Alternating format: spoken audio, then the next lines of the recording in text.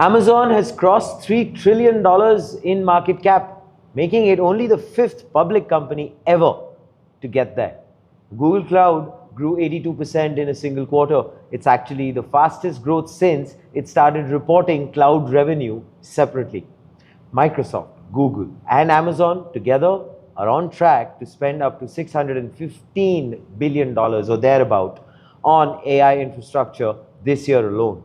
And weeks before this earnings season, the Bank for International Settlements named an AI Capex bust one of the 3 biggest risks to the entire global financial system. Now, both of those things happened in the same stretch of weeks. Siddharth Jindal, a very brilliant senior tech journalist, has been tracking every one of these numbers and a lot more. He joins me exclusively today on Front Page to discuss this and where are we actually headed and what are the investor sentiments and what apparently is going to take place after these investments are made and maybe a lot more. Welcome to Front Page, Siddharth. Truly a pleasure to have you with us. Thank you for Sudhi for having me. As always. Pleasure is mine. Yeah. As always, it's a lot of fun whenever you're here. Yes. So let's start with this. This is something which you and I keep discussing all the time, which is the fact that, Amazon has crossed $3 trillion in market cap. Google's, by the way, cloud backlog hit $514 billion. So, the investors have been probably constantly asking this question, Siddharth, for maybe the last 2 years or maybe more, that, we need to justify the AI spending with the revenue. Yeah. So do you think this quarter maybe has answered that question, or is it just too soon to arrive at that conclusion because maybe this is just one of those cycles? No. So this quarter was very assuring for the investors. Like the cloud earning was like over the roof, and the numbers were mind-boggling. So like Google Cloud reported 82% growth in cloud revenue, and Microsoft Azure is on run rate of 100 billion annually, and AWS reported a revenue of 42 billion. So the numbers speaks for themselves, and last quarter was very good for the big tech cloud players, and the demand for compute and infra is definitely going to grow over the next few quarters, and the worry which investors had can be put to rest for this time, I think. From this quarter, yes, I agree with you. This has been slightly positive, given whatever the spending is. And we'll get into those details as we go along in this conversation. But one thing comes to mind, Siddharth. This is one quarter as a cycle, right? It's exciting, it's good. But is it sustainable? That is the immediate thought that I want to kind of ask you about. Yeah, the demand is sustainable. All of the investment cycle depends on the demand from the customers. So when I was going through the earnings call of AWS, so the Amazon CEO Andy Jassy clearly mentioned that there is demand till 2028 as well. So demand is not going to slow down from the customers' perspective who are running AI workloads on these hyperscalers. Okay, so essentially it seems to be a long-term demand on the up. Up, yes. Okay. Which then brings me to, let's say, Google Cloud, which is 82%. Now, Google Cloud has grown 82% to $24.8 billion. It's actually the fastest growth it's happened since it started reporting, on its cloud separately. Yeah. So tell me this, what is Google doing that's far ahead of, let's say, an Azure and an AWS, and what's actually driving this? So Google Gemini usage has increased from enterprises. So 90% of Fortune 100 companies are using Gemini Enterprise. So that would help in a big way. That would help in a big way. And customers are spending more than trillion tokens on Google Cloud. That's what the CEO Sundar Pichai mentioned during the earnings call. Sure. And in the latest quarter, they also counted in the revenue of the custom chips, TPU as well. So that's giving them an edge as well. So for this quarter, in the last quarter, so they formed a new entity with Blackstone to sell their TPUs. So that joint venture is actually performing well. So that gives Google an edge. Yeah. But tell me this, Siddharth, when you mentioned that trillion. I believe trillion coupons, etc., which are being spent, etc., all that. There's also that conversation which has been going on about tokenization, right? Now, will that affect them in the long run? Because a lot of enterprises are now being very mindful, from as compared to the earlier days where everyone was given a free hand to spend as much tokens, etc. But with now enterprises realizing that they're probably spending out a lot of their AI budgets in lesser time that has been allocated. Yeah. You know who I'm talking about? Yeah. Uber did it. They Yeah. capped it to 1500, things like that. So with something like that happening across, let's say, the industry, will that also might have an impact on Google or no? I'll say no, but because these companies like at least AWS and Microsoft are not directly competing in the frontier model race, and the cost is controlled by other players like model providers. And at the same time, these cloud providers also host a variety of open source models as well, which like customers can make use of. And Satya Nadella also mentioned that they are focusing on hardness, like they don't want to stick with one particular frontier model. So they don't want customers to get stuck with any one frontier company. They should have the options where they can like quickly change the models which they are using. Right. And I think there are also a lot of cheap models available on these clouds, like with Chinese models also coming up there. So, and like AWS is not in the game of frontier models. They don't have a frontier model. So Andy Jassy agreed that, and that's why he also mentioned that we want to provide the platform where customers can use the models from other companies. So they have their own platform like Bedrock and SageMaker. Fair enough. So which provides the suitable platform the customers for like inferencing tasks and all. So that won't have so much of an impact, is what? So like customers will learn to mix and match different models and like according to the requirements. There's small language models as well, which they will need to do, to be honest.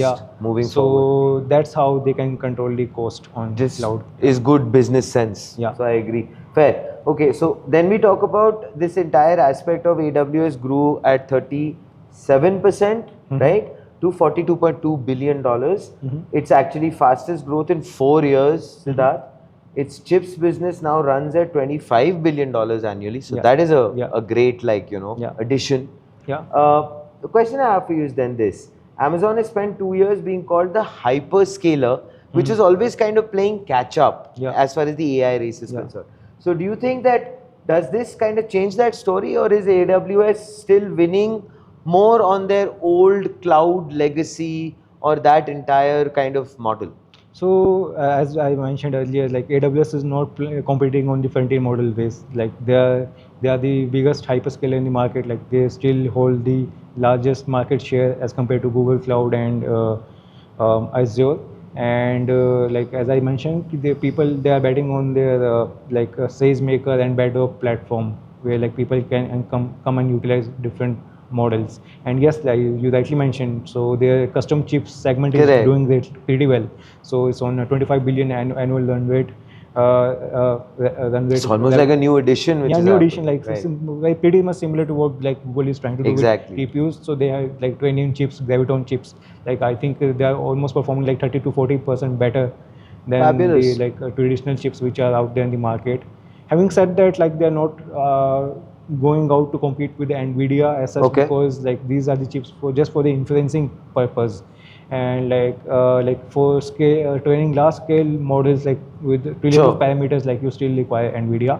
But there's a different market emerging out where like these companies, big tech companies, want their own customized chips which they can make it suitable for the LLMs which are being as far as their own inference, etc. is concerned. Like, which I think is a good move, right? Siddharth? Yes. I mean, it's okay. It's okay. The fact that I'll rely for the major training model perspective on Nvidia, but at least as far as the inference is concerned, I'll be able to avoid the Jensen Huang tax. I'll be able to save some money there. I'll have some sort of profitability coming through. Yeah, like we might also, I'm not sure, but we might also see a future like where they might lock up a particular model for a particular chip. Yeah. Fair enough. That will be a good business model. Yeah, like this particular model performs well on this particular chip only. Then they like to train a particular model on the basis of the chip they're building. True. I think yes, that's a lot of sense that you've made. I think moving forward, it'll have to come to that, given the fact that there is a severe compute capacity issue. Plus, also you cannot always have a load on Nvidia. वो बेचारा भी कितना produce कर लेगा? Yes. I mean, given the overall kind of ecosystem demand. So it makes sense. Yeah. But then this is something, which while I was going through your article and everything, and I wanted to kind of talk to you about this, because this is then on the converse side of things. Abhi tak to it's been nice that revenue is good, quarter is looking nice, etc. But now from the investor side of things, Siddharth, Mm-hmm. now Sequoia's Mm-hmm. David Kahn, he calculated, and this jumped out at me, Mm-hmm. that hyperscalers are spending roughly $600 billion more Mm-hmm. than the entire AI industry Mm-hmm. makes in revenue. Okay. That was a shocker for me. Mhm. Okay. Now, and also, by the way, the gap is widening. Mhm. So I want to ask you this: is that a real risk of overspending, Mhm. or exactly what you'd expect this early in a build out this large? So I don't think there's a risk of overspending. Otherwise, these companies would have not raised their capex guidance for the full year. So for the AWS is 220 billion right now, and for Meta is 195 billion. For Google is 205 billion. So they all have raised the capex numbers. So they're not able to meet the demand of customers. So that's why they're increasing the capex which they are going to spend for the full year. And like most of them will be go for compute, like buying warehousing chips Correct. from Nvidia, Correct. building new data centers. So there's no risk of overspending, like as far as demand from the customers is there. So they are like the backlog numbers also speak for themselves. Like Google has a backlog of 540 billion. Like Yes. which like this is a demand which they have already committed, and they Correct. need to They're fulfill. not being able to fulfill it. that. So by investing more, they're on the track to fulfill those demands. Yes. Yeah. And also probably as an investor. So for example, if you were an investor, right, Siddharth, secretly are you? But No, I'm not an investor. But let's say you're an investor, right? Now, if the company you're investing in, this is one of the big giants, and you're seeing physical assets come up, does that, I'm pretty sure that would at some level or the other give you a certain sense of peace, that you know your money is being utilized in a big way for actually creating capacity. And it's, you know, then that entire bubble talk suddenly dies down. Am I right? Am I wrong? No, so like as from an investor point of view, yeah, they want new data centers to come up. That's why They are investing. That's why they're investing, and that's where the buzz is. And like today morning, like when we were discussing SpaceX earnings also, and like SpaceX also had like announced that they're going to partner with Nvidia, and like they're actually going for orbital data centers. Yes. So like that was kind of a dream like few years ago. Like, Take Me to Space is, by the way, also looking at that by 2030, if I'm not mistaken. It's a 3-ton data center, but obviously not at that capacity as probably these guys would have announced. So, but it's a good thing. Like they already have like Colossus data centers, Colossus 1 and Colossus 2, and on the addition of that, like now they're dreaming even bigger with like orbital data centers. And like a few months ago, it was just only papers, but now like with during the earnings, they are announcing announcing the partnership with Nvidia. Like they are making it a reality, and it's going to be real soon. So like companies are betting on data centers big time. So and unless a very breakthrough technology comes, like which significantly diminishes the demand of data centers, that is a completely different ball game. But as of now, from the architecture, what we have, like LLMs and transformer models, they are running on GPUs. But like future it can be anything. If someone comes up with a new research paper, let's be honest, I mean, like they're able to compress LLMs, right? Yeah, and like which they're working on. Yeah, like I know like there's some companies which are working on that as well. Like if they are able to do it successfully for big LLMs, like trillions of parameters of LLMs, then the demand might come down, but it won't eliminate data centers. That would not eliminate to a large extent, but that is something we need to look out for, because like in the electronics industry, like we usually have seen like the size has reduced and the compute has increased. So yes, I mean, I do see that arc taking place. But data centers as of right now would be the talk of the town. Yes. And this is not overspending in one line as far as you're concerned. It isn't. Okay. Then this brings me to this point, which is the Bank for International Settlements, as I had mentioned also earlier, named an AI Capex bust. Okay. And circular financing as top global financial risks very soon. Okay. Now, I want to ask you this. When Nvidia invests in a company that then buys Nvidia chips, we've discussed this in the past also, the circular economy aspect. Is that a real demand or an accounting sort of an illusion? If we And a lot of people have called this out, let's be yeah, honest. yes, yeah, it's a scary part. Like while Nvidia is investing in these companies, like AI companies are using that money to buy back Right. Nvidia chips only. But if a third player, like a lot of third players enter the market, For example, like an AMD. no, I'm not speaking of like Acha, you're only not speaking only speak of Nvidia. Like circular economy can be played with like other chip Oh, providers, that's true. like AMD. Like they also invested 5 billion in Anthropic recently.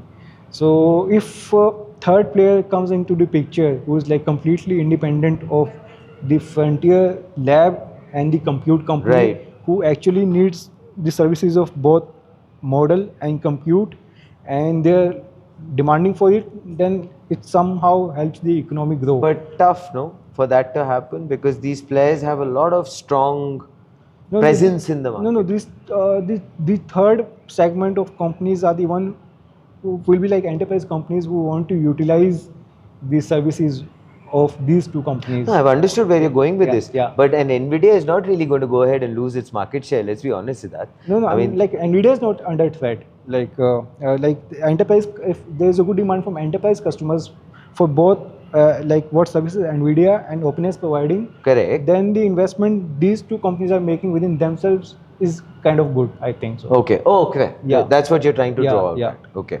But then, of course, let's not also forget that Nvidia has very recently also invested in Sarvam.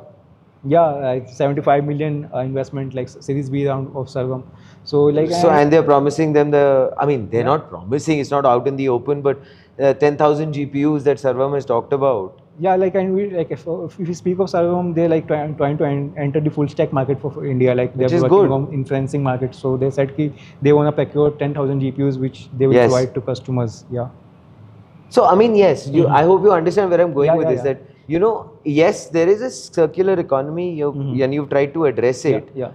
But, I mean, with these huge companies like, a strong giant like Nvidia, Like there's a ongoing meme on the internet. Are you even an AI company if Nvidia hasn't invested in you? exactly, Yeah, so, exactly yeah. my point. That's why I brought up Sarvam. yeah. For them, that Like investment is pocket change. Yeah, like in West, there's like Ilya Sutskever's SSI, Super Safe Intelligence. Like Nvidia also invested in them, and if I'm not wrong, going by the reports, they are going to launch their model in August. So like Nvidia, in terms of Again. investment in AI companies, is everywhere, like omnipresent, I would say. So that getting out of that circular economy situation might be a lot tougher than we are probably thinking, no? That is where I'm going with this. Right now, everything is very entangled. Like It is. Yeah. It is. Yeah. And I think that is what is quite a matter of concern, according to me. Yeah, yeah. At one level, Yeah. there is a huge capex spend which is there. There's a yawning gap between the revenue and the spend. Yeah. Then you have the circular economy situation. So it kind of makes you wonder.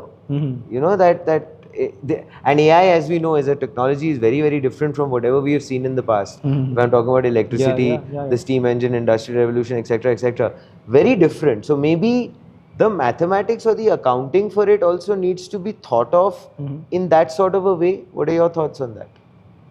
Yeah, like the investment maybe needs to be planned accordingly. Conventional तरीके से शायद नहीं हो सकता. That's my thought. Like we need to look at AI from a very different lens. Like exactly. It is not like your normal technology like which we have seen in the past. Right. Like no technology grew so much in just 3 years. Like, True. In which like AI grew we started talking about AI like when ChatGPT was launched in 2022 and it's almost like 3 years only. So like it's a very pretty much different technology from the others which have existed before, and like it would be like comparing apples and oranges. So agreed. Yeah. There was the reason I said this to you is there was this very interesting article I read in terms of which are the very large funds. They didn't name the large funds in the article, Siddharth, but they talked about a use case. They said that, for example, David Beckham recently had this huge energy drink and this huge company coming in. He did not have to give up any stake, etc. The trick is, what the crux of the article was, they're saying that initially how it used to be, a venture capital fund would come in, they would say, okay, we invest, we now see the valuation of the company go up, and we'll wait for maybe about 5 years, 6 years, 10 years, and we'll exit. That used to be the essential, conventional way of going about things. That's what's being followed. The article said because of AI now coming in, everything is changing in a matter of about 18 months, 12 months. So the investors are also thinking of the point of view of the point that, wait a minute, we don't need to wait that long because things are changing so dramatically. Let's invest, get whatever we have to get at a quick perspective and then invest into another invest. That's why I said that maybe we need to look at things differently. Understood. Yeah. Makes sense, right? Yes. Yeah. Because technology is changing so quickly. Yeah, and like when we like speak of frontier models, like lot of options are there. Like from China, like JLM 5.2 is there, and then Kimi K3 is there, like which are cheap to run, and like there's a whole lot of debate happening, and like between West and China, like on these stand of open source models, and like these two frontier lab, like specifically OpenAI and Anthropic are not slowing down. So they are coming up with like powerful model like GPT 5.6 Sol is there, then Anthropic Mythos is there. So in the past week, like we saw different reports of them like claiming how they were able to hack a particular system, and like how their model was able to like jump out of sandbox environment and like access the internet on its own. So the capabilities of these models are going to improve a lot. Sure, and, like, absolutely, I agree. The graph is going to be like exponential, and if the capabilities are increasing, then like I think the demand from enterprise is also going to change, like, rise, and the scenario today is not as same as like 2 years ago. Now the market has improved a lot. Now no one says we are running on pilot. Now the companies, like if we extend the picture to our own country in India, we are seeing like how Indian IT is like giving out AI revenues, be it TCS, Wipro. True. Like if we pick up the press release from 2-3 years ago, there will be no AI word written on the press release. But today, like we are seeing like everyone is very transparent about it. Yeah, we are doing pretty great analysis of Indian IT companies on their AI revenues as well.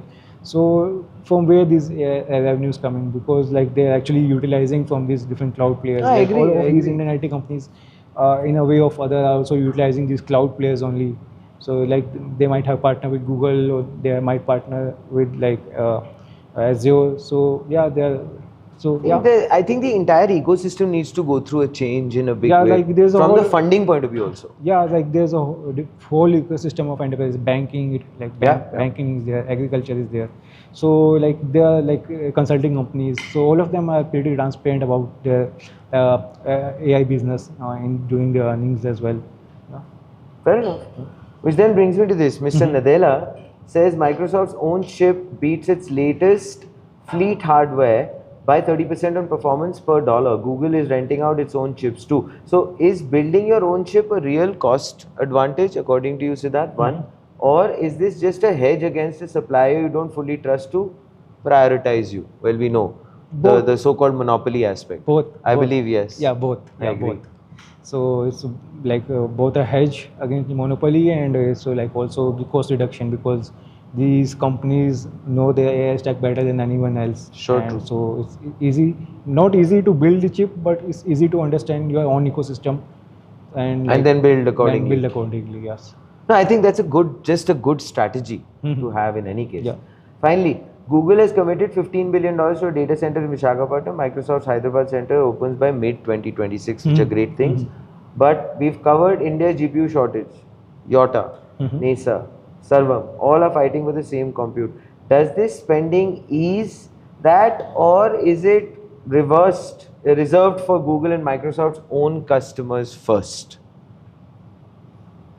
I think these investments are being made in India to serve the local customers locally. Yesterday only we saw announcement from Anthropic how they are going to run cloud locally, and like using Amazon Bedrock, and like with like the data residency laws coming into the picture. So people don't want their data to go out, and this if going by this trend, we'll see a lot of investments coming in India. But yeah, like there will be protest and agitations by the farmers, people Sure. like whose land is being taken away, but we need to find a middle ground, like how we can like utilize our natural resources properly, and like at the same time we are not lagging behind in the AI race as well. And But I think also it has a lot to do with the policy driving that. I feel so. You know, because see, let's face it, Yeah. a Google as a conglomerate would never want its image to be tarnished. yeah. Let's be honest with that. Yes, yes. Internationally, it's built a certain image, right? Yeah, It's yeah. looking at a zero carbon footprint, etc. It's part of that entire ideology as a Yeah, company. yes, yes. So will be the case with Microsoft, etc., etc. So I'm sure they might want to go a step ahead to ensure that they are protecting, preserving the Yeah. interests of the environment and the people. But I think also that needs to be met with probably the policy. What are your thoughts? Yeah, like do good, but do not harm the environment. Fair Like, enough. Government will Or for that matter, the people, the ecosystem, Ecosystem, which is yeah. the local ecosystem there. Yeah, and like you mentioned of names as NASA and Yota. So like companies like NASA or NextGen, they are not like hyperscalers. Like we like call them neo clouds, and Correct. they are on the like business of procuring GPUs. Sure. And while on the other hand, like companies like Entity and all, so they are like in the business of co-location as well. So, but the business of neo cloud is even more riskier, because you cannot even rent out the land. You're like renting out compute, and while you are renting out the compute, like the value of GPU depreciates. Yes, Because absolutely. every few years, 3 years, 4 years. new compute and Correct. new GPUs will come into the Correct. market, and that's the cause of worry for these Which neo is clouds. true. Like how It's a big concern. how do they make money with their existing compute fleet at the same time? Like how are they making margins over the depreciating value of their GPUs? And the same is the concern with big hyperscalers as well. Like if they have procured so much of compute, Right. and they they need to make sure that their GPUs are utilized properly and none of the compute is left unutilized. So, But yeah. I'm sure it would be a very Yeah. measured Yeah. and methodical way that Yeah. these guys would be going in with these kind of investments, Siddharth. I'm Yeah. pretty sure they would have a clear sense. Yeah, after investment, this is the next step. Like you need to make sure that your GPUs are utilized properly and there no Yeah, compute agreed, is left. Like, agreed. for that, like I think they will have separate engineering teams who are making sure like how much is allocated where, and like Agreed. Yeah. See, also, I think, generally speaking, the rule of thumb before you make a capital expenditure is that you have a clear understanding of a runway. Yeah. That, boss, if I'm investing, let's say, $1 billion, I know that I'll be able to recover this cost because this is the kind of demand which is coming in from these many sectors over these many years. So this is how it will work. So Yeah. I'm pretty sure that mathematics would be done. Yeah, but that mathematics is very important. Oh, this for company. sure Yeah, it is. Yeah. Because without it, Yeah. then I mean, what are we looking at? Until unless, like you said, there is a huge technological disruption which nobody saw coming, Yeah. then yes. Yeah. Then it's a loss-making proposition. Yeah. Fair enough. Finally, in summation, Siddharth, what is it that you'd like to say, given all of these numbers which you have studied very deeply? How is the overall, let's say, the next few quarters looking like, as far as, from the investor standpoint, let's say? They're feeling a little happier now because now the revenue is starting to get generated.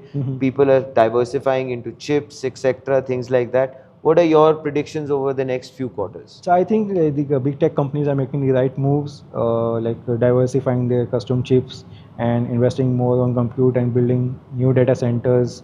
At the same time, meeting the requirements of their enterprise customers. I think they're doing pretty well. So you see this as a upwardly sentiment? Yeah. Over the next few quarters? Like over the past 1 year, whenever I covered the earnings quarterly, the revenue has definitely increased. Yeah. Right. And it's increasing in huge percentages, like big percentage jumps, like 82% for That's Google. huge. Yeah, huge, Huge, absolutely. I agree. Directly 24 billion True. quarterly revenue. Then the new addition by Amazon as far as $25 billion annually for its chips perspective. Yeah, 25 billion annually for chips. Yeah. That's also another addition. Yeah, and 220 billion increase capex. Correct. Yeah. Okay, so my final takeaway in this entire conversation is the fact that it is looking upwardly. One, the demand is there, Yeah, demand is there. and it seems like the demand will remain. $514 billion already established as Yeah, far as Google is yeah, Google, concerned. yeah. So now the race is to have the infrastructure Yeah. in a big way to fill out that demand. Yes, like yeah. Fair? The race is for infrastructure of inference and training to meet those demands. Yeah. Perfect.